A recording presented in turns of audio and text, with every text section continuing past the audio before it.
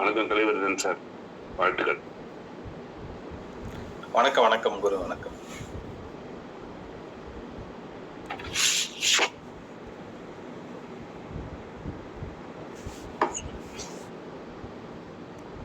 அனைவருக்கும் நற்புலரி. 2023 மிகவும் சிறப்பாக அமைவதற்காக எடுக்கப்பட்ட ஒரு புதிய முயற்சி. அது 2024 தொடர்கிறது. தினமும் காலை 5:27 6:15 மணி வரை நடைபெறும் இணையவழி இணையப்பயிற்சி நற்புலரி.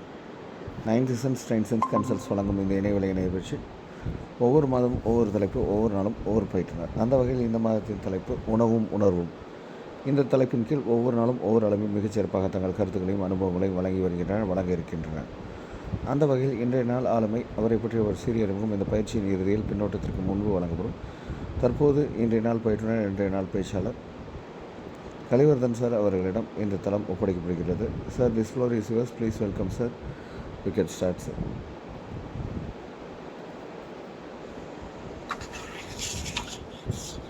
காலை வணக்கம். நன்றிங்கய்யா. இந்த அதிகாலை சிறந்த நன்னாளில் மிகப்பெரிய விஷயங்களை எல்லாம்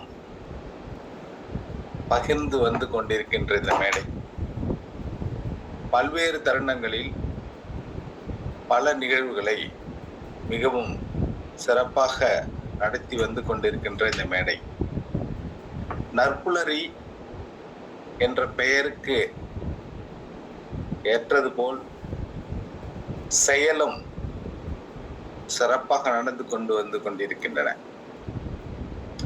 அதிகபட்சமாக நிறைய ப்ரோக்ராம்ஸ் ஆன்லைன்ல ஃப்ரீயா வந்து நடத்தி வந்து கொண்டிருக்கிற இந்த ப்ரோக்ராம் பல டிஸ்ட்ரிக்ட் அல்லாமல்,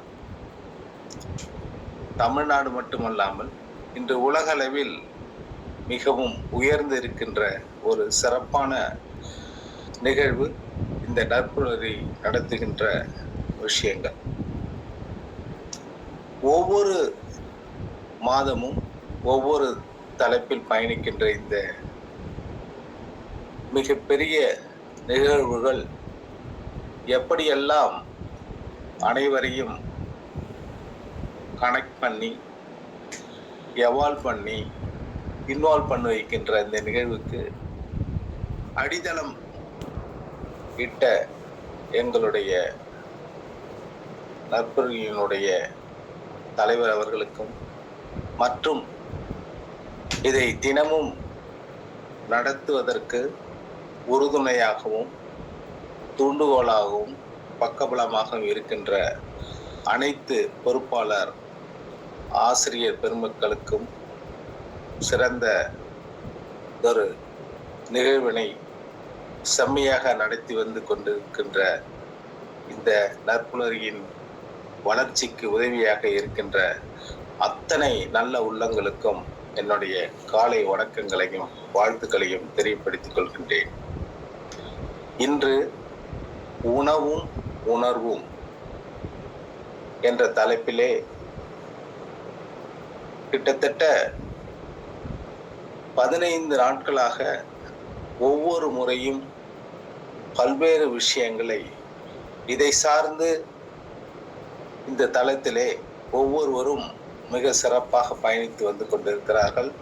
ஆகையினாலே இன்றும் எனக்கு அந்த தலைப்பிலே பேசுவதற்கு மகிழ்ச்சி அடைகின்றேன். உணவு எவ்வளவு முக்கியம் என்பது மனிதன் பிறந்ததிலிருந்து அவனுடைய இறுதி மூச்சு காலம் வரை 2 விஷயங்கள் தொடர்ந்து வந்து கொண்டிருக்கிறது. ஒன்று, அவர்கள் சுவாசிக்கின்ற காற்று. 2வது, அவர்கள் எடுத்துக்கொள்கின்ற உணவு. நமக்கெல்லாம் தெரியும், உடல் சீராக செயல்பட உண்ணும் உணவு மிகவும் அவசியம் என்பது நமக்கு அறிந்த ஒன்று. அதே நேரம் உணவை நாம் தான் தீர்மானிக்க வேண்டும், உணவுகள் தீர்மானிக்க கூடாது. ஏனென்றால் உணவுதான் நம்முடைய ஆரோக்கியத்தை தீர்மானிக்கிறது. அது மட்டுமல்ல, நம்மளுடைய உடலில் ஏற்படுகின்ற நோய், அந்த நோய்களை எதிர்க்கக்கூடிய சக்தியை மீட்டு தருவதும் உணவுதான். நமக்கு தெரியும், சாதாரணமாக ஒரு நம்ம ஒரு வெயிட்டு, நமக்கு போதுமான வெயிட்டு அப்படின்னு நம்ம மனசுக்குள்ள நினைச்சிட்டோம் அப்படின்னா, நமக்கு எதுக்கு முன்னாடி, அதாவது ஒரு சபையிலோ அல்லது ஒரு இடத்திலோ சந்திக்கும் பொழுது அவர் எடையை கூடுதலாக இருந்தால் அவரை பார்க்கின்ற பார்வையே ஒரு விதமாகத்தான் இருக்கும். அவர் வெயிட் அதிகமா இருக்கிறாரு, எப்படியெல்லாம் சாப்பிட்றாரோ, என்னென்னலாம் சாப்பிட்றாரோ, கொடுத்ததெல்லாம் சாப்பிட்றாரு, இவருக்கு அவரை பற்றி முழுமையா தெரிஞ்சிருக்காது. ஆனா அவர் என்ன ஓட்டங்கள் அப்படியெல்லாம் செல்லும். அப்போ எடையை கட்டுக்குள்ள வைத்திருக்க வேண்டும் என்றால் உணவும் மிக அவசியம். கட்டுக்குள் வைத்தில்லை என்றால் மற்றவர்களுடைய உணர்வுகள் தூண்டப்பட்டு அவர்கள் அதன் மூலமாக சந்தோஷமாக இருப்பார்கள், மற்றவர்களை நினைத்து. இதெல்லாம் ஏற்படுகின்ற தினமும் ஒருவரை சந்திக்கும் பொழுது ஏற்படுகின்ற ஒரு உள் உணர்வுகளும் கூட. அப்போ இந்த உணவு ஊட்டச்சத்து நம்ம மட்டும் இல்ல, இந்த உலகத்தில் உள்ள அத்தனை உயிரினங்களும் உட்கொள்ளக்கூடிய ஒரு பொருள். நமக்கு தெரியும், ஒரு உணர்வு அப்படின்னா ஒரு ஒரு பசி அல்லது நமக்கு ஒரு தாகம் அல்லது நமக்கு ஒரு வலி, ஏன் ஒரு தூக்கம், இதையெல்லாம் தாண்டி நம்மளுடைய உணர்ச்சி, இதையெல்லாம் நம்ம தெரிஞ்சிருக்கிறோம் அப்படின்னா அதுக்கு மிகவும் முக்கியமான காரணம் அந்த உணர்வு தான். அப்போ ஒவ்வொரு செயலுக்கும் ஒரு விளைவு உண்டு என்பது நமக்கு தெரியும். ஆனால் ஒவ்வொரு உணவுக்கும் ஒரு உணர்வு இருக்கிறது. ஆம், தூக்கமும் ஒரு முக்கியமான விஷயமா நம்ம அறிந்திருக்கிறோம். சாதாரணமா ஒவ்வொரு மக்களும் அன்றாட வாழ்க்கையில அவர்களுடைய தேவையின் காரணமாக தூங்குறதுல நிறைய சிரமம் இருக்கு. அப்படின்னா தூங்குறதுல சிரமம் இருக்கு அப்படின்னா தூக்கம் வரல அப்படிங்கிறது இல்லை, அவங்க தூங்குவதற்கு நேரம் கிடைப்பதில்லை. முன்னாடியெல்லாம் பணம் கிடைக்கல, உணவு கிடைக்கல, பேசுவதற்கு நேரம் கிடைக்கல, அப்படியெல்லாம் ஒரு காலகட்டங்கள் மாறி இப்ப தூங்குறதுக்கு நேரம் கிடைக்கல. அதுதான் ஒரு பெரிய விஷயமா இன்றைக்கு சிறுவர் முதல் பெரியவர்கள் வரை அது ஒரு பெரிய ஒரு பொக்கிஷமா இருக்க வேண்டிய விஷயத்தை நம்ம சர்வசாதாரணமா அலட்சியம் செய்து, இப்ப எப்படி ஒரு கடன், ஒரு 100 ரூபாய், 1000 ரூபாய், 1 லட்சம், 10 லட்சம், 50 லட்சம், 1 கோடி, 1 கோடியா, இது வருவாயாக இருந்தால் சிறப்பாக இருக்கும், அதே கடனாக இருந்தால் எப்படி இருக்கும்? அப்படிதான் நாம் ஒவ்வொரு நாளும் நாம் தூங்க வேண்டிய நேரத்தில் தூங்காமல் நம்மளுடைய தூக்கத்தை எல்லாம் நாம் ஒரு கடன் வாங்கினா எப்படி சேர்ந்து கொண்டிருக்குமோ, அதை திருப்பி கொடுப்பதற்கு சிரமப்படுவோமோ, அதே போல்தான் உறக்கமும். உறக்கத்தை இன்றைக்கு இருக்கிற சூழல்ல நம்ம ஒரு நாள் 1 மணி நேரம் தூங்கவில்லை என்றால் அதை எப்படி சொல்வது என்றால் அது ஒரு கடன் மாதிரி தான். நம்ம திருப்பி கொடுக்கலாம். நம்மளுடைய உடலுக்கு நம்ம செய்ய வேண்டிய ஒரு மிகப்பெரிய விஷயம் உறக்கத்தை தருவதுதான். அந்த உறக்கத்தை தரவில்லை என்றால் நாம் கடனாக பெற்றிருப்பது போலதான் உணர வேண்டும். என்ன சார் இப்படி எல்லாம் சொல்றீங்களே அப்படின்னு நீங்க நினைக்கலாம். ஒரு ரிசர்ச்ல என்ன சொல்லியிருக்காங்கன்னா, ஒரு 3 மாத குழந்தைன்னா அவங்க தூங்க வேண்டிய நேரம் அதிகபட்சமான நேரங்கள் வந்து அந்த குழந்தை தூங்கணும். அப்ப அதிக மணி நேரம் அந்த குழந்தை தூங்குது அப்படின்னா ஒரு 12ல இருந்து 18 மணி நேரம் அந்த குழந்தை தூங்கணும்ன்றாங்க. அதே ஒரு ஒரு வருட குழந்தையா இருந்தா 14 மணி நேரம் வந்து தூங்கணும் அப்படின்னு சொல்றாங்க. அதே 3 வருஷம் குழந்தையா இருந்தா 15 மணி நேரம். 9 வருஷம் ஒரு வயதா இருக்கின்ற குழந்தையா இருந்தா அந்த குழந்தை வந்து எடுத்துக்கொள்ள வேண்டிய நேரம் ஒரு நாளைக்கு உறங்குவதற்கு 11ல இருந்து 13 மணி நேரம். ஒரு 18 வயசுக்குள்ள மைனர் எல்லாம் அந்த வயசுல இருக்கிறவங்களாம் ஒரு 8 to 9 இருந்து ஒரு 10 மணி நேரம் தூங்கணும் அப்படின்னு சரி சொல்றது. ஆனா இந்த 18 வயசுக்கு மேல இருக்கிற நம்மள மாதிரி ரொம்ப அறிவில் உயர்ந்தோர், சான்றோர், எந்த விஷயத்திலுமே மிக சிறப்பாக செயல்படக்கூடிய நபர்கள் வந்து எடுத்து உறங்குவதற்காக எடுத்துக்கொள்ள வேண்டிய நேரம் 7ல இருந்து 8 மணி நேரம் என்று அந்த ரிசர்ச் சொல்லுது. அந்த ஒவ்வொரு விஷயங்களையும் நாம் பெஸ்ட்னு நம்ம சூஸ் பண்ணுவோம். ஒரு உடை எடுப்பதற்கு பெஸ்ட், நல்ல ஹோட்டல்ல போய் சாப்பிடணும், பெஸ்ட் ஹோட்டல், ஸ்டே பண்றது நல்ல ரெஸ்டாரண்ட், ஒரு மிகப்பெரிய ஸ்டார் ஹோட்டலா இருந்தா நம்ம ரேட்டிங் நல்லா இருந்தா நம்ம அதுல போயிட்டு நம்ம எல்லா விஷயங்களையும் செய்வதற்கு நம்மளுடைய தூண்டுதல் அதிகமாக இருக்கும். அதுக்கு காரணங்கள் வந்து இன்னைக்கு எல்லாத்துலயுமே பெஸ்டா இருக்கணும் அப்படின்னு. தூங்குதல்ல நம்ம பெஸ்டா இருக்கோமா அப்படின்னு பார்த்தா அந்த தூங்குவது இல்லாதனால ஏற்படுகின்ற எதிர்மறை விளைவுகள் நிறைய இருக்கும். உளவியல் ரீதியாகவும் உடலில் உள்ள விளைவுகளை வந்து தூங்காததினால் கொடுக்கின்ற விஷயங்கள் அதிகமா இருக்கும். அப்போ நீங்க நிறைய உணவுகளை எடுத்து மிகவும் அதை ரசித்து ருசித்து உட்கொண்ட பிறகு உறக்கம் இல்லை என்றால் அந்த உணவும் வந்து நமக்கு ஒரு பெரிய விஷயமா தெரியாது.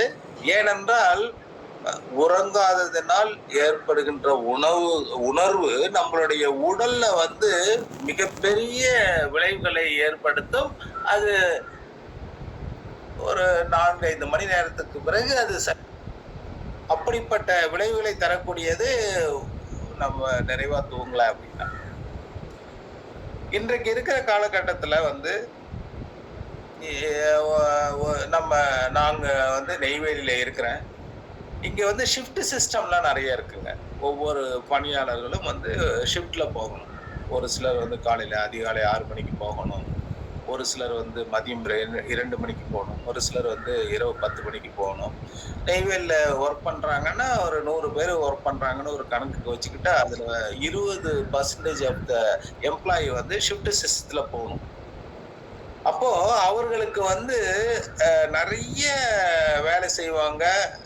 அதே மாதிரி நிறைய சிக்கல்களும் அவர்களுக்கு வரும். ஏன்னா பொதுவா மனிதர்கள் எப்பவுமே பகல்ல வச்சிருப்பாங்க, விழித்திருப்பார்கள், இரவில் வந்து தூங்குவார்கள். அதுதான் அது நிதர்சனம் கூட, இயற்கைக்கு முரண்பாடு இல்லாத ஒரு செயல்பாடு. ஆனால் இப்படி பணிபுரிகின்ற காலத்தில் அதே சமயத்துல நம்ம இன்னைக்கு நான் இங்க இருக்கிறேன், காலையில சென்னை போகணும்னா நான் தேர்வு பண்ற நேரமே வந்து இரவு நேரமா தான் இருக்கும். ஏன்னா இரவு நேரமா பகல்ல பணிகளை முடித்து விட்டு இரவுல வந்து டிராவல் பண்ணணும்னா காலையிலே போயிட்டு அந்த வேலையை செய்யலாம். பாத்தீங்கன்னா பஸ்ல பயணிக்கிற ஒரு 40-50 நபர்கள் அத்தனை பேருமே உறங்க மாட்டார்கள். ஆனால் கொஞ்சம் ஒரு 4-5 மணி நேரம் டிராவல்ல ஒரு 2 மணி நேரமாவது உறங்குவதற்கு வாய்ப்புகள் இருந்தாலும், ஆனா டிரைவர் கண்டக்டர் பாத்தீங்கன்னா சுத்தமா உறங்குவதே இல்லை. சோ உங்களுக்கு தெரியும் உறங்கினா என்ன ஆகும்ட்டு. சோ இப்படி ஒவ்வொரு மனிதனும் அவர்களுடைய வாழ்க்கையில் இழக்கின்ற தூக்கங்களை ஈடுகட்டுவதனால்தான் மிக சிறப்பான ஒரு சூழ்நிலையை வந்து அமைத்துக் கொள்ள முடியும். ஏனென்றால் இது இந்த காலகட்டத்திற்கு அது ஏற்புடையதாக இருந்தாலும் அதை உணர்கிறார்களா இல்லை என்று நமக்கு தெரியவில்லை. நாம் வாழ்கின்ற தட்பவெட்ப நிலை, நம்முடைய உழைப்பு, நம்மளுடைய மனநிலை, இதுக்கெல்லாம் நம்மளுடைய உடலில் உள்ள உறுப்புகளுக்கு தேவைப்படுகின்ற அந்த உணவு தான்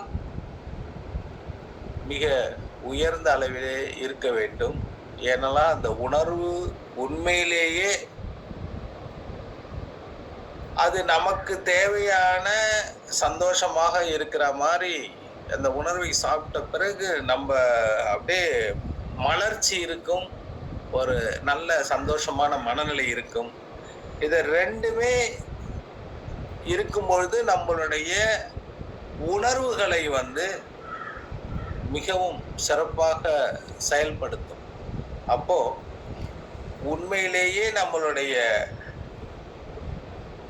உணவில் ஒரு அதிகமா காரமோ, அதிகமா உப்போ, அதிகமா புளிப்போ அல்லது அதிகமா கசப்போ, இது எல்லாம் வந்து ஒரு எப்படி சொல்றது, நல்ல ஒரு உணவு சாப்பிடும்பொழுது அதிகமான சூடா எப்படி பரிமாறினா நம்மளால உடனடியாக சாப்பிட முடியாதோ, அதற்கு ஈக்குவலான விஷயங்கள் வந்து அந்த உணவுல இருக்கு. உப்பு, புளிப்பு, கசப்பு இதெல்லாம் சேர்ந்து அதிகமா இருந்ததுன்னா இந்த உணவு வந்து நம்ம ஒரு சிலர் வந்து தொடர்ந்து சாப்பிட்றதுனால என்ன ஆகுன்னா, சாப்பிடும் பொழுது உணவு நல்லா இருக்கு, உணர்வு நல்லா இருக்கு. ஆனா சாப்பிட்ட பிறகு ஏற்படுகின்ற விளைவுகள் வந்து ரொம்ப அளவுக்கு அதிகமா இருக்கும். எப்படின்னா, ரொம்ப சூட்ல வந்து உணவை வந்து கையை வைக்கலாம், அப்படியே வச்சுட்டாலும் எடுத்து தெரியாம வாயில வச்சுட்டா எப்படி வந்து நம்மளுடைய உடல் ஏற்றுக்கொள்ளாதோ, அப்படி நம்மளுடைய உடல் ஏற்படுற விளைவுகளை நம்மால் ஏற்றுக்கொள்ளவே முடியாது என்பதுதான் உண்மையான நிதர்சனம். ஆனா இப்பெல்லாம் வந்து ஒரு பரபரப்பான வாழ்க்கையில வந்து நம்ம வேகமா தான் செயல்பட்டுட்டு இருக்கோம், ஓடிட்டு இருக்கோம். அந்த வேகத்துக்கு தகுந்த மாதிரி நம்ம உடல் வந்து சக்திகளை தர வேண்டும், நல்ல எனர்ஜி இருக்கணும் அப்படின்னு நமக்கு தெரியும். ஆனா இப்ப இந்த உணவு வந்து நம்மளுடைய உடலில் உள்ள அனைத்து உறுப்புகளும் வந்து ஆரோக்கியமாக செயல்படுவதற்கு தான் நம்ம வந்து சிறந்த உணவுகளை எடுத்துக்கொள்கிறோம். இப்பெல்லாம் பாத்தீங்கன்னா சர்க்கரை நோய் பெரும்பாலானவர்களை வந்து தாக்குது. பெரிய அதை வந்து விஷயமா வந்து அது பெரிய பிஸ்னஸ் ஸ்ட்ராட்டஜில இன்னைக்கு வேர்ல்டு லெவல்ல அப்படி சொல்வதை விட இந்திய அளவில், இன்னும் குறிப்பா சொல்லணும்னா தமிழ்நாடு அளவில் அந்த நோய்க்கு அவ்வளவு பணம் செலவு பண்ணுகிறார்கள், அவ்வளவு பணத்தை பிஸ்னஸ் பீப்புள் எடுக்கிறார்கள். அதுக்கு வந்து என்னென்னமோ காரணங்கள் சொல்றாங்க. ஒரு 18 வயது பையன் வந்து ஒரு இறந்து விட்டார், டிக்ளேர் பண்றாங்க ஹார்ட் அட்டாக் அப்படின்னு சொல்றாங்க. அதுக்கு காரணம் வந்து சுகர் இருந்தது அப்படின்னு சொல்றாங்க. அப்போ வந்து மிகப்பெரிய அதிர்ச்சி, ஷாக் நியூஸ் எல்லாருக்குமே வந்து கிடைக்குது. அப்போ ஒரு நேரத்துல நோய்னா என்னன்னே தெரியாது, மக்களுக்கு பேரு தெரியாது. இப்பதான் பல்வேறு பெயர்கள் வைத்திருக்கிறார்கள், பல்வேறு நோய்களை பற்றி பேசுகிறோம். ஒரு நோயை பற்றி சொன்னாலே பயங்கரமான பயமா வருகிறது. அப்படி வாழ்ந்த வாழ்க்கை முறை வேற, தற்பொழுது வாழ்கின்ற வாழ்க்கை முறையும் வேற. அப்போ ஒரு இடத்துல நோய்கள் வருவதற்கு முன்பாகவே அது தடுக்கலாம். ஒரு இடத்தில் மட்டுமல்ல, இடத்தில் வாழ்கின்ற மக்கள். ஏனென்றால் அவருக்கு கொடுக்க வேண்டிய செய்தி என்னன்னா, அவர்களுடைய எண்ணங்களை வந்து சீராக வைத்து இருக்க வேண்டும், ஆரோக்கியமான உணவுகளை எடுத்துக்கொள்ள வேண்டும். இது ரெண்டுமே, அதாவது சீரான எண்ணங்கள், உணவு இரண்டுமே வந்து ஆரோக்கியமா இருந்தது அப்படின்னா, இந்த சின்ன வயதில் ஏற்படுகின்ற மிகப்பெரிய இழப்புகள், ஒரு காரணத்துக்காக ஒரு ஆர்டிக்கல்ல படிச்சது, அதை இந்த இடத்துல பதிவு பண்ணிட்டேன். அதையெல்லாம் வந்து பார்க்கும் பொழுது நம்ம எதுக்காக எண்ணங்களை வந்து ரொம்ப விரிக்கிறோம், எதுக்கு உயர்வா நினைக்கிறோம், ஏன் அதை வந்து நுகம் வந்து நம்ம ஒரு பெரிய ஒரு வெயிட் தூங்குற மாதிரி எண்ணங்களை சீராக வைத்துக் கொள்ளாமல் எங்க போனாலும் ஒரு சிரிப்பு இல்லை, சந்தோஷம் இல்லை, மகிழ்ச்சி இல்லை. அதுக்கெல்லாம் காரணம் என்னன்னா, நம்மளுடைய எண்ணங்களை நாம் சூழ்த்தி பார்க்காமல் உயர்ந்த இடத்திலேயே நம்ம வந்து இருக்குவதற்காக எல்லா இடத்துலையுமே டிசிப்ளின் இருக்கணும் அப்படின்னு சொல்லிட்டு எண்ணங்களை வந்து சீராக வச்சுக்கொள்ளாமல் இருப்பதனால் இந்த உணர்வு ரொம்ப பாதிக்கப்படுது. ஆனா ஆரோக்கியமான உணவெல்லாம் எடுத்துக்கொண்டா அதெல்லாம் வந்து குறைவாக இருக்கிறது என்று ரிசர்ச் சொல்லுது. சாதாரணமா சாப்பிட்ற உணவுல வெள்ளையா இருக்கிறதெல்லாம் வந்து தவிர்க்கணும் அப்படின்னு சொல்றாங்க. ஏன்னா அதுல நிறைய சொல்றாங்க, பல விஷயங்கள் இருக்கு அப்படின்னு. இந்த சோயா பீன்ஸ் நம்ம கேள்விப்பட்டிருப்போம். அந்த பீன்ஸ் வந்து கெட்ட கொழுப்பெல்லாம் வந்து நீக்குது அப்படின்றாங்க. அதை நம்ம சாப்பாட்டுக்குள்ள எடுத்தோம்னா. இப்ப நம்ம சாப்பாட்டுல வந்து நமக்கு தெரியும், புரோக்கோலி, அந்த முளைக்கட்டிய பயிறு, அப்புறம் அவரை, பருப்பு, அதெல்லாம் வந்து நல்ல நியூட்ரிஷன்ஸ் எல்லாம் இருக்கு. அதெல்லாம் எடுத்துக்கணும். அது மாதிரி பழங்கள், நமக்கு தெரியும், அந்த நெல்லிக்காய், வேர்க்கடலை போன்ற விஷயங்கள்லாம் வந்து நம்ம நிறைய எடுத்துட்டோம் அப்படின்னா நம்ம இதயத்தினுடைய செல்களுக்கு ரொம்ப சப்போர்ட்டா இருக்கும் அப்படிங்கிறத விஷயங்கள் வந்து நம்ம படிச்சிருக்கோம். அதே சமயத்துல படிச்சிருந்தாலும் நம்ம அந்த உணவுகள் எல்லாம் வந்து எடுத்து இதயத்தில் உள்ள தசைநார்களுக்கு வந்து சப்போர்ட்டா நம்ம கொடுக்குறோமா அப்படிங்கிறத நம்ம கொஞ்சம் வாய்ப்பு இருக்கும் போதெல்லாம் அதை உணவாக எடுத்துக்கொள்ளலாம். அப்படி உணவா எடுத்தா நிறைய விஷயங்கள் நமக்கு நல்லதா நடக்கும். இப்போ பாத்தீங்கன்னா ஒரு சில இடத்துல சாப்பிடும் பொழுது அதிகமா காரம் இருக்கும். காரம் இருக்கா, சரி பரவாயில்ல, அட்ஜஸ்ட் பண்ணிக்கலாம். அதிகமான வேகம் இருக்கும், சாப்பிட்றதுலயே அதிகமான வேகம் இருக்கும். ஒரு 10-15 நிமிடம் அமர்ந்து எடுத்துக்கொள்ள வேண்டிய உணவு நேரங்களை 2-3 நிமிடங்களே வந்து அந்த பிளேட்ல வச்சதை எல்லாமே நம்ம காலி பண்ற மாதிரி ஒரு சூழல்லாம் வந்துடும். ரொம்ப அதிகமான வேகத்துல வந்து எடுத்துக்குவோம். அதே மாதிரி ஏதாவது ஒரு சோகம், அதாவது தவிர்க்க முடியாத ஒரு நிகழ்வு நடந்து விட்டால் அதிகமா சோகமா ஆயிடுறது. எங்க வீட்டுல வீட்டுக்குள்ள நுழையும் போது நியூஸ் ஓடிக்கிட்டே இருக்கும். சரி, ஓகே, நாலேஜ் பர்பஸ்க்காக வீட்டுல நியூஸ் கேட்கறாங்க அப்படிங்கிற ஒரு மனநிலை இருந்தாலும் அதுல நெகட்டிவான விஷயங்கள் நிறைய வந்துட்டே இருக்கும். ஆனா என்னுடைய மனைவி என்ன பண்ணுவாங்கன்னா, அந்த நியூஸ்ல வந்து வெள்ளம், அந்த தண்ணி பாருங்க இப்படி ஆயிடுச்சுங்க, இந்த ஏரி வந்து நிரம்பிச்சுங்க, இவ்வளவு திறந்து விட்டுட்டாங்கங்க, என்ன பண்ணுன்னு தெரியல, முன்னாடி எல்லாம் பையன் தங்கி இருந்த இடத்துல எல்லாம் ஒரே தண்ணியா இருந்தது, பொண்ணு தங்கி இருந்த இடத்துல ஒரே தனியா இருந்தது அப்படின்னு சொல்லிட்டு என்ன பண்ணுவாங்க, அந்த நியூஸ் கூடயே அவங்க இருப்பாங்க. அவங்க ஃபேஸ் எல்லாம் பார்த்தா ஒரு நம்ம நிறைய விஷயங்களை வந்து சோகமான சூழலையும் பார்த்துருக்கிறேன். அவங்களுடைய ஃபேஸை வந்து கம்பேர் பண்ணி பார்க்கும்போது நம்ம வீட்டுல நடந்த ஒரு நிகழ்வுக்கு என்ன மாதிரி ஒரு முக்கியத்துவம் கொடுக்குறாங்களோ அதே மாதிரி முக்கியத்துவத்தை கொடுப்பாங்க. நான் என்ன பண்ணுவேன், அப்படியே கேட்டு கொஞ்ச நேரத்துக்கு அப்புறம் நான் டக்குனு சேனலை மாத்தி பாட்டு உள்ள சேனலை வச்சுட்டு அப்புறம் பாத்தீங்கன்னா அந்த பாட்டு கேட்டுட்டே இருப்பாங்க. அப்ப பாத்தீங்கன்னா அவங்களுடைய ஃபேஸ் எல்லாம் அப்படியே மாறிடும். சந்தோஷமான அந்த பாடல்களை வந்து சந்தோஷமா இருக்கும், சிரிப்பாங்க. அப்புறம் அது சம்மந்தம் பேச ஆரம்பிச்சிருவாங்க. அப்போ எது வந்து அதிகமா இருக்கு இல்லைங்களா, இப்ப நம்ம காரம் அதிகமா இருக்கா, சாப்பாட்டை வந்து அது கம்மியா சாப்பிட்டுக்கணும். வேகமா சாப்பிட்றதுன்னா கொஞ்சம் பொறுமையா சாப்பிட்டுக்கணும்.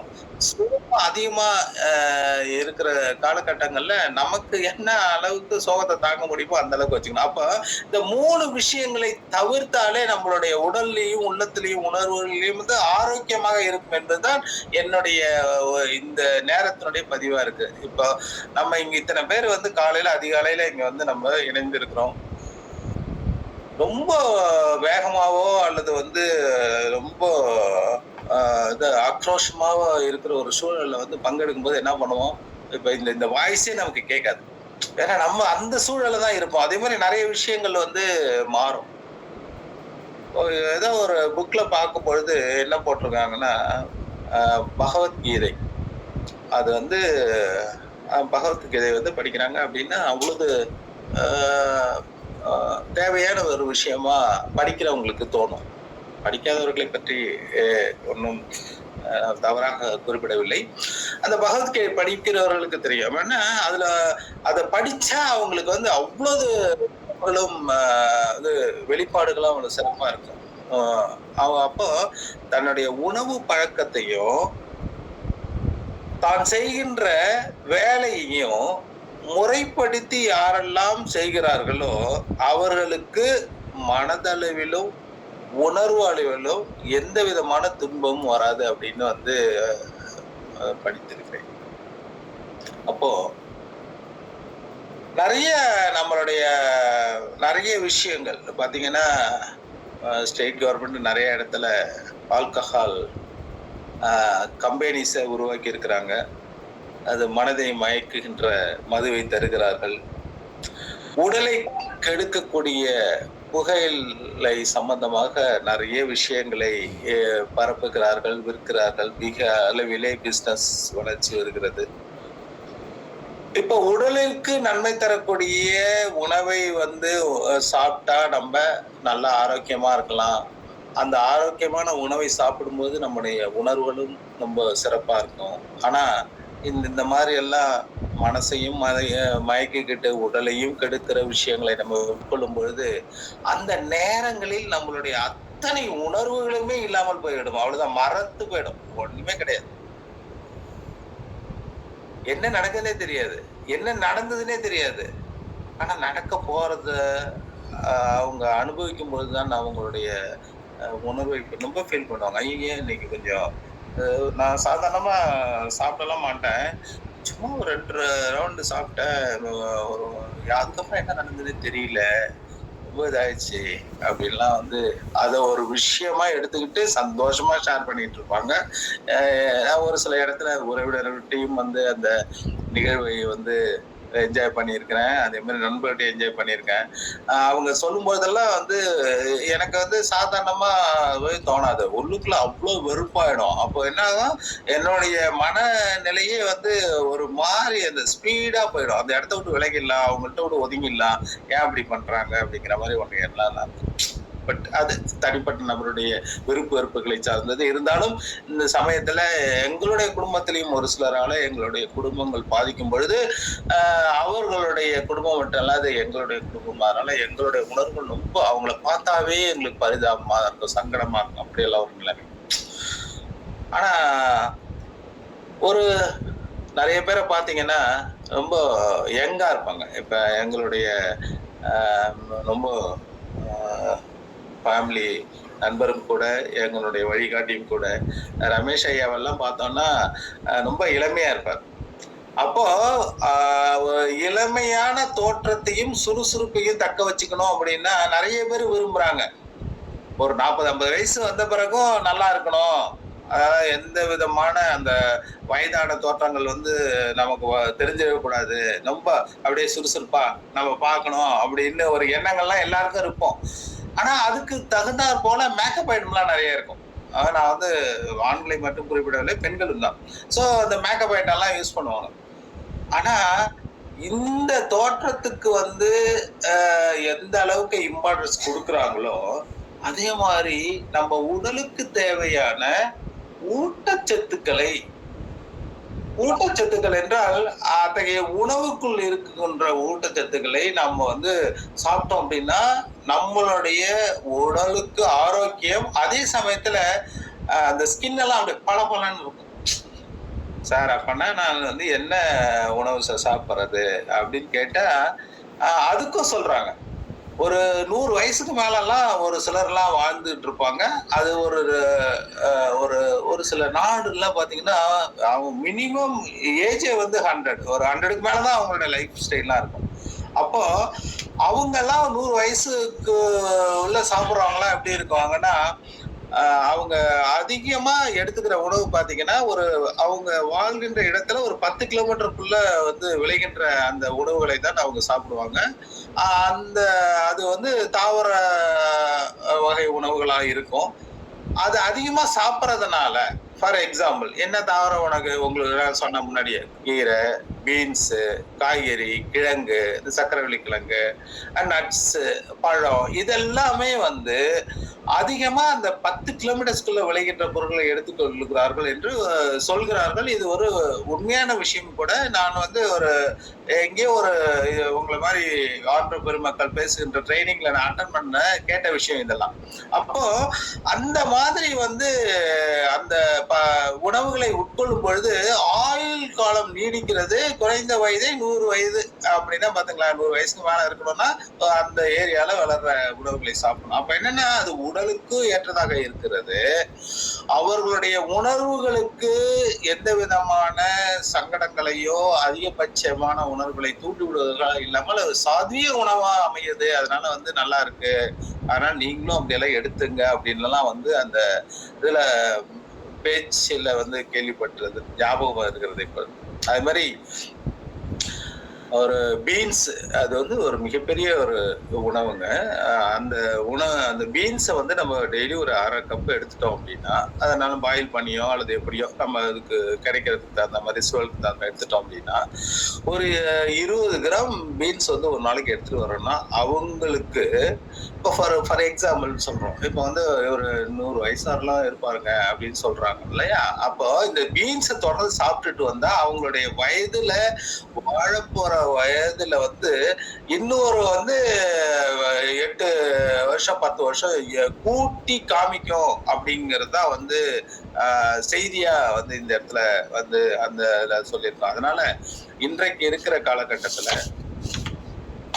கருவுற்றால் தாயாகாமல், கருவுற்றதால் தாயாகாமல், கருணையுற்றதால் அகில உலகத்திற்கே அன்னையானவள், அவள்தான் அன்னை தெரசா.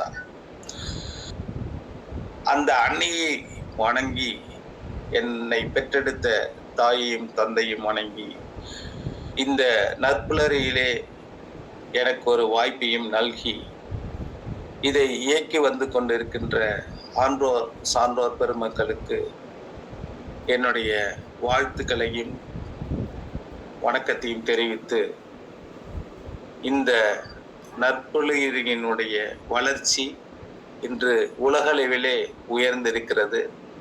இதை தொடர்ந்து நடத்துவதற்கு கடவுள் அனைவருக்கும் ஆரோக்கியமும் நல்ல ஒரு மனநிலையும் கொடுத்து மிக நீண்ட தூரம் செல்ல வேண்டும், உங்களுடைய கனவுகள் நினைவாக வேண்டும் என்று கூறி எனக்கு வாய்ப்பு கொடுத்த அன்புள்ளங்களுக்கு நன்றி கூறி விடைபெறுகிறேன். வாழ்க வளமுடன். தேங்க்யூ ஸோ மச் சார், மிக நன்றி. இன்னைக்கு காலையில் ஒரு அருமையான செஷன். இன்றைக்கி நம்ம வழங்கின இன்றைய பயிற்றுனர் பேச்சாளரை பற்றிய ஒரு சிறிய அறிமுகம். இவர் ஜேசிஐ நெய்வேலியை சேர்ந்தவர், நெய்வேலியை சொந்த ஊராக கொண்டவர். நெய்வேலி என்எல்சிஎல் டெக்னிக்கல் டிபார்ட்மெண்டில் மிக சிறப்பாக பணிபுரிந்து வரும் நபர். பயிற்சித்துறையின் மேல் உள்ள காதலால் ஜேசிஐயில் தன்னை இணைத்து கொண்டு பல நல்ல சேவைகளை தொடர்ந்து செய்து கொண்டு பயிற்சித்துறையிலும் பயணித்து கொண்டிருக்கும் நபர். ஜேசிஐ இந்தியாவின் மண்டல பயிற்றுனர். பயிற்சியில் பல பள்ளிகள், கல்லூரிகள், முன்னணி கல்லூரிகள், central university of Tamil Nadu Thiruvarur போன்ற முன்னணி கல்லூரிகளில் தொடர்ந்து பயிற்சிகளை எடுத்து வரும் நபர். ஜேசி மட்டும் இல்லாமல் பல பயிற்சி நிறுவனங்களிலும் தொடர்ந்து பயிற்சிகள் எடுத்து வரும் நபர். என்எல்சியிலும் தொடர்ந்து பயிற்சிகள் எடுத்து வரும் நபர். என்எல்சியில் டெக்னிக்கல் துறை ரீதியாக அண்டைய மாநிலங்களுக்கு முதல் சென்று பயணித்து பயிற்சிகள் எடுத்து வரும் நபர். நற்புலரி ஆரம்பித்த காலகட்டத்திற்கு முன்பாக இணையவழியில் கொரோனா காலகட்டங்களில் எனக்கு பரிச்சயமான நபர். இணையவழியில் கொரோனா காலகட்டங்களில் மற்றொரு நிறுவனத்தால் ஆர்கனைஸ் செய்யப்பட்ட ஆன்லைன் ப்ரோக்ராமில் தொடர்ந்து பயணித்து வந்த நபர். அந்த பயிற்சியை தாண்டி நற்புலரியிலும் தொடர்ந்து பயணித்து வரும் நபர். மேலும் தற்போது நற்புலரி இல்லாத மற்ற தளங்களிலும் பயணித்து தனது பயிற்சியை வழங்கி வரும் நபர். சமீப காலமாக தொடர்ந்து பயணித்து கொண்டு வரும் நபர். நற்புலரியில் அவ்வப்போது மாதம் வழங்கப்படும் தலைப்பின் கீழ் தனது கருத்துக்களையும் அனுபவங்களையும் பகிர்ந்து வரும் நபர். இப்படி பல நல்ல விஷயங்களுக்கு சொந்தக்காரான இன்றைய ஆளுமை கலைவர்தன் சார் அவர்களை அறிமுகப்படுத்துவதில் நற்புலரி பெருமிதம் கொள்கிறது. Thank you so much sir. நன்றி சார். நன்றி சார். இன்றைய பிறந்தநாள், திருமண நாள், சுப நிகழ்ச்சிகள் கொண்டாடும் நண்பர்கள் யாராச்சும் இருந்தீங்கன்னா சொல்லலாம். இல்லைன்னா இந்த பிரபஞ்சத்தில் இன்றைக்கி பிறந்தநாள், திருமண நாள், சுப நிகழ்ச்சிகள் கொண்டாடும் அனைத்து நல்லுள்ளங்களுக்கும் நற்புலரின் சார்பாக மனமார்ந்த வாழ்த்துக்களை தெரிவிச்சுக்கிறேன். யார் இருக்கீங்களா? ரைட். அடுத்தாக இன்றைய செஷனை பற்றி ஃபீட்பேக் வழங்குறவங்க ஹேண்ட் ரைஸ் பண்ணலாம். முதலாவதாக ஆனந்தன் சார், நீங்கள் அன்வைட் பண்ணி பேசலாம் சார். இனிய நற்புலரி காலை வணக்கங்கள். இன்றைய இந்த செஷன் கலிவர்தன் சாருடைய இந்த அருமையான ஒரு காலை வேளையில ஒரு இனிமையான வார்த்தைகளை அவருடைய வாயிலிருந்து உதிர்த்தார். ரொம்ப அருமையாக இருந்தது. அதுல நான் முக்கியமா நிறைய உணர்வுங்கிற இந்த இதுல இந்த 16 நாட்களாக கேட்கப்பட்ட சொன்ன விஷயங்கள்ல நான் இன்னைக்கு எடுத்து கொடுத்தது நம்ம அந்த உணவுக்கு நம்ம எந்த அளவுக்கு மதிப்பளிக்கிறோம் அப்படிங்கிறத பத்தி ரொம்ப அருமையா சொன்னாரு. அதாவது நம்ம உடலுடைய அழகை கூட்டுவதற்காக நம்ம எப்படி ஆண்களோ பெண்களும் சரி எந்த அளவுக்கு இந்த மேக்கப் இதுல செலவிடுகிறோமோ அந்த அளவுக்கு நம்ம உண்மையான உடல் ஆரோக்கியத்திற்காக நமக்கு உடலுக்கு தேவையான சத்துக்களை கொடுக்கக்கூடிய உணவுகளை நம்ம எடுத்துக்கொள்வதில் அந்த அளவுக்கு நம்ம கவனம் செலுத்துவதில்லை. இதுதான் நம்முடைய உடல் ஆரோக்கியம் பாழாவதற்கு காரணமாக இருக்கின்றது என்பதை பற்றி ரொம்ப அருமையாக சொன்னாரு. காலை வேளையில இந்த மாதிரியான ஒரு பாசிட்டிவான நேர்மறை சிந்தனைகளை கொடுத்த கலிவர்தன் சார் அவர்களுக்கு என்னுடைய படம் பார்த்து பாராட்டுகளும் நன்றிகளும் சார். தேங்க்யூ. நன்றி sir. Thank you so much sir. Feedback வழங்க விரும்புகிறவங்க ஹேண்ட் ரைஸ் பண்ணலாம். அடுத்தாக ரமேஷ் சார், நீங்கள் அட்மிட் பண்ணி பேசலாம் சார்.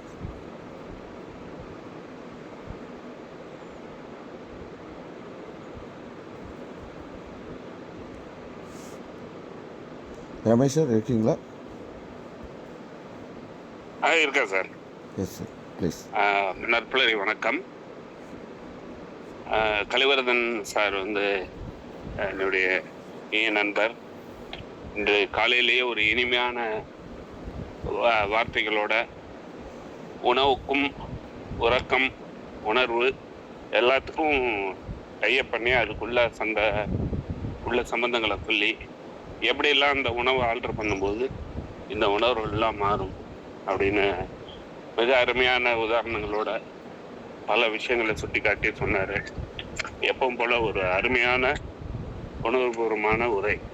வாழ்த்துக்கள் ஐயா. Thank you so much Ramesh sir. இதே மேம் நீங்கள் அட்மிட் பண்ணி பேசலாம்.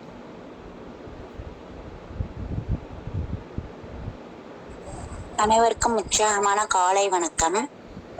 ஐயா பேசுறத இப்பதான் முதல் தடவை கேட்டிருக்கேன். ரொம்ப அருமையா, ரொம்ப பொறுமையா இந்த உணவுகளை சாப்பிட்டா இப்படி இருக்கலாம், வெள்ளை உணவுகளை தவிர்க்கணும், பயறு வகைகளை கொடுக்கணும் குழந்தைங்களுக்கு, இப்படி ஒவ்வொன்றா சொல்லும் பொழுது ரொம்ப சூப்பரா இருந்தது. இந்த நாளை இனிய நாளா மாற்றிருக்காங்க. வண்ண கோலங்களோட வண்ண வைர வரிகளை எல்லாம் கேட்ட ஒரு திருப்தி இருக்குது. நன்றி, வணக்கம். Thank you so much Nithya ma'am. Sivabalan sir, நீங்கள் அட்மிட் பண்ணி பேசலாம் சார்.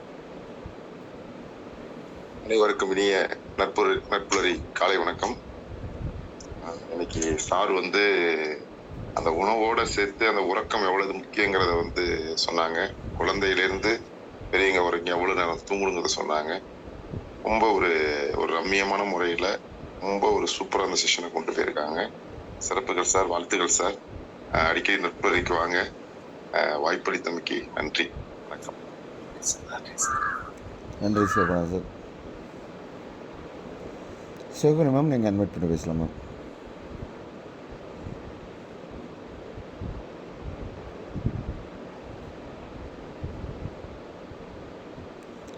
சிவகணி மேம் இருக்கீங்களா? வணக்கம். அனைத்து உறவுகளுக்கும் நற்காலை வணக்கம். இன்னைக்கு ஐயாவோட உரை ரொம்ப சிறப்பா இருந்தது. சிவபாலன் சார் சொன்ன மாதிரி தூக்கம் ஒரு மனிதனுக்கு எவ்வளவு முக்கியம், சாப்பிட்றது மட்டுமே வாழ்க்கையில முக்கியம் கிடையாது அப்படிங்கிறத ரொம்ப அழகா வலியுறுத்தி சொன்னீங்க. அது மட்டும் இல்லாம நம்ம எந்த மாதிரி உணவு வகைகளை எடுத்துக்கணும் அப்படிங்கிறத சொன்னீங்க. அப்புறம் ஒரு மனிதனோட எண்ணங்கள் எப்படி இருக்கணும், என்றும் இளமையாக இருக்கணும் அப்படிங்கிறது, ஆயுள் அதிகரிச்சுக்கணுங்கிறது, இந்த விஷயங்கள் எல்லாம் எடுத்து சொன்னீங்க. ரொம்ப நன்றி. நல்லா இருந்துச்சு செஷன். வாழ்த்துக்கள் ஐயா. Thank you sir. நன்றி. Thank you so much ma'am. Okay, நம்ம செஷன் நிறைவு செஞ்சுக்கலாம். லாவண்யா மேம், எஸ் மேம், நீங்கள் அன்வைட் பண்ணி பேசலாம். அனைவருக்கும் வணக்கம். ரொம்ப நல்லா இருந்ததுங்க அவங்களோட அந்த டோன் வந்து ஸ்பீச் காலையில் அப்படி ஸ்மூத்தா டீட்டெயில்ஸ் எல்லாமே கொண்டுட்டு போன மாதிரி. இதுல வந்து என்னன்னா எனக்கு ரொம்ப பிடிச்ச விஷயம் வந்து என்ன சொன்னீங்கன்னா, அந்த நியர்பையா கிடைக்கிற காய்கறிகள் அந்த இதெல்லாம் நம்ம வந்து இப்போ சாப்பிட்றது எல்லாம் இம்போர்ட்டட் அப்படி இப்படின்னு சொல்லிட்டு எதோ நோக்கி போயிட்டு இருக்கோம். ஆனால் நம்மளோட வாழ்க்கை முறை வந்து அந்த இது இருந்துச்சுன்னா நல்லா இருக்கும்னு ஒரு பாயிண்ட் சொன்னீங்க. ஸோ அது ரொம்ப நல்லா இருந்ததுங்க, எனக்கு ரொம்ப பிடிச்சிருந்தது. ஸோ அதெல்லாம் நம்ம கொஞ்சம் திருப்பி ஞாபகப்படுத்தணும், அதெல்லாம் ஃபாலோ பண்ணால் நல்லா இருக்கும் அப்படிங்கிறது புரிஞ்சது. ரொம்ப தேங்க்ஸ்ங்கய்யா, நன்றி. Thank you so much ma'am. நிறைவாக என்னுடைய ஃபீட்பேக்கோட இன்றைய செஷன் நம்ம நிறைவு செஞ்சுக்கலாம். இப்போ மேம் சொன்ன மாதிரி நேற்று கூட நான் வந்து ஒரு பயிற்றுனர்கள் ஒருங்கிணைப்பு நிகழ்வுக்கு போயிருந்தோம் திருச்சி. நான் மதுரையிலேருந்து போயிருந்தோம். ஸோ போயிட்டு வரும்போது ட்ராவல் பண்ணும்போது நம்ம சில ஸ்நாக்ஸ்லாம் நம்ம சாப்பிடுவோம், பழங்கள் சாப்பிடுவோம். அந்த மாதிரி சாப்பிட்ணுன்ட்டு ஒரு ஓரமாக நிறுத்தும்போது இன்றைக்கி வந்து எந்தளவு நம்ம மோசமான உணவுகளை வேறு வழியே இல்லாமல் திணிக்கப்பட்டு நம்ம சாப்பிட்றோம் அப்படின்றது அந்த இடத்துலையே புரிஞ்சுது. முன்னெல்லாம் ரொம்ப ஈஸியாக கிடைக்கிற பழங்கள் கூட இன்றைக்கி கிடைக்கிறதில்ல. கொய்யாப்பழம் இருக்கே அப்படின்ட்டு ஆசையாக சாப்பிட்லான்னு வாங்கலான்னு விசாரிக்கும்போது கொய்யாலாம் ரொம்ப பெருசாக இருந்துச்சு. இது என்ன கொய்யா அப்படின்னு கேட்கும்போது நாட்டு கொய்யாவா அப்படின்னு கேட்டால் நாட்டு கொய்யாலாம் வரதில்லை, இது பெங்களூர் கொய்யா அப்படின்னாங்க. ஸோ ஆர்டிஃபிஷியலாக இன்றைக்கி கிடைக்கிற கொய்யா தான் கிடைக்கிது. அந்த பெங்களூர் கொய்யானா அது இன்ஜெக்ட் பண்ணி அதை ஊசி போட்டு பெருசாக வர மாதிரி உருவாக்கி வச்சுருக்காங்க. அது ப்ரீடர்ன்றது க்ளீனாக பார்த்தாலே தெரியும். நாட்டு கொய்யான்றது இன்றைக்கி நம்ம ஊர்ப்புறங்களில் கிடைக்கிறது கிடையாது. ஸோ அந்த வகையில் சார் சொன்ன செஷன், இன்றைக்கி எடுத்த செஷன், மேம் சொன்ன விஷயங்கள் எல்லாமே ரிலேட் பண்ணி பார்க்கும்போது நம்மளோட விஷயங்கள் எந்தளவு போயிட்டுருக்கு அப்படின்றத உணர முடியுது. உணவை உணர்வுபூர்வமாக எப்படி நம்ம எடுத்துக்கணும், மற்ற உணவை தாண்டி மற்ற விஷயங்கள் என்னென்ன இருக்குது அப்படின்றத இன்றைக்கி காலை வேளையில் ரொம்ப அருமையாக இன்றைக்கி வழங்கின ஹரிவர்தன் சார் அவர்களுக்கு நற்புலனி சார்பாக மீண்டும் நன்றியுடன் வெளிப்படுத்திக்கிறோம். ரமேஷ் சார், எஸ் சார், நீங்கள் ஹேண்ட் ரைஸ் பண்ணியிருக்கீங்க, திருப்பி பேசலாம். ஒரே ஒரு சின்ன செய்தி மட்டும் இதில் சார். Yes sir. நம்ம இந்த காய்கறி வாங்குற இடத்துல பார்த்தீங்கன்னா சந்தை மாதிரி இடம் எங்கெங்க இருக்கோ, ரொம்ப வயதானவர்கள் ஒரே ஒரு காய்கறி, ஒரு ஸ்பெஷலிஸ்ட், ஒரு பாவக்காய் சம்திங், ஒரு 2-3 காய்கறி மட்டும் மினிமமாக வச்சு சேல்ஸ் பண்ணிட்டு இருப்பாங்க.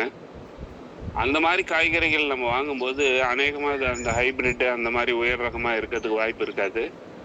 அதே சமயம் அவங்களுக்கும் ஒரு உதவி பண்ணுற மாதிரியும் ஒரு அமையறதுக்கான வாய்ப்பு இருக்குது. ரெண்டுமே பண்ணிக்கலாம்.